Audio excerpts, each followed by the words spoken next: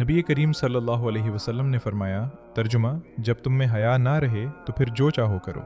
मैं हमेशा समझता था कि गुनाह की शुरुआत ख्वाहिश से होती है, लेकिन जितना मैंने कुरान, सीरत और अहादीस को पढ़ा, उतना मुझे एहसास हुआ कि हर बड़े गुनाह से पहले इंसान के दिल से एक चीज़ निकलती है, और वो है हया। कोई भी इंसान पहली बार गुनाह करते हुए बेखौफ नहीं होता। पहली नज़र, पहला झूठ, पहली हराम दोस्ती, पहली बेपर्दगी, पहली नाफरमानी, दिल ज़रूर धड़कता है। अंदर से एक आवाज़ आती है कि ये सही नहीं है। यही आवाज़ दरअसल ईमान की ज़िंदगी और हया की निशानी होती है। फिर अगर इंसान इस आवाज़ को बार बार दबाता रहे तो एक वक्त ऐसा आता है कि वो खामोश हो जाती है।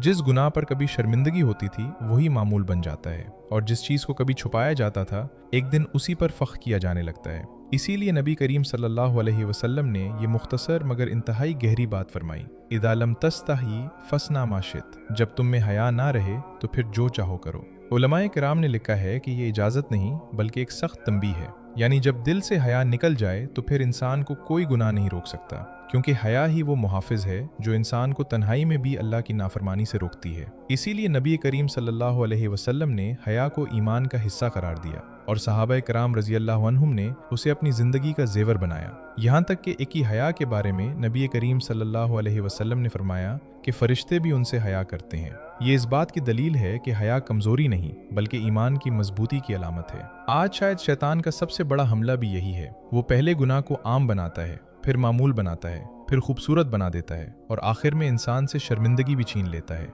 मैं जब ये हदीस पढ़ता हूँ तो मुझे लगता है कि नबी करीम सल्लल्लाहु अलैहि वसल्लम सिर्फ एक जुमला नहीं फरमा रहे, वो हमें बता रहे हैं कि अगर अपने ईमान की हिफाजत करनी है तो सबसे पहले अपनी हया की हिफाजत करो, क्योंकि जब हया बाकी रहती है तो तौबा का दरवाज़ा हमेशा खुला रहता है। लेकिन जब हया ख़त्म हो जाए तो इंसान गुनाह भी करता है और उसे गुनाह समझना भी छोड़ देता है। नबी करीम सल्लल्लाहु अलैहि वसल्लम ने फरमाया, इदा लम तस्तही फसना माशित, तर्जुमा, जब तुम में हया ना रहे तो फिर जो चाहो करो।